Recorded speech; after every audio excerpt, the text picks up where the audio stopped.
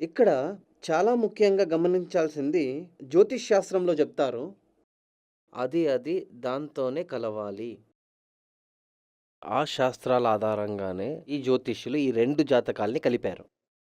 అదేమంటే పాప పాప జాతకానికి పాప జాతకం కావాలి. శుద్ధ జాతకానికి శుద్ధ జాతకం కావాలి. అందుకే దాంతో అదే ఉండాలని చెప్పడం. అదేమంటే ఒక మందు తాగే వ్యసనం ఉన్నోడనుకోండి. ఎగ్జాంపుల్ చెప్తున్నా. వాడి ఫ్రెండ్ కూడా తాగుబోతు అయ్యుండాలి కదా! అప్పుడే వాళ్ళిద్దరూ సంతోషంగా ఉంటారు. అదే ఒక యోగిని తీసుకుంటే ఆడి ఫ్రెండ్ కూడా సన్యాసి అయి ఉంటాడు. అప్పుడే అక్కడొక సంతోషం. అదే ఒక తాగుబోతు మరియు సన్యాసి కలిస్తే అక్కడ సంతోషం ఉండదు. ఎప్పుడు చూసినా ఫైటింగ్.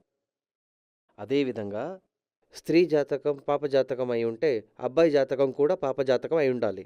అంటే పాపదోషమున్న అమ్మాయికి పాపదోషమున్న అబ్బాయినే కలపాలి.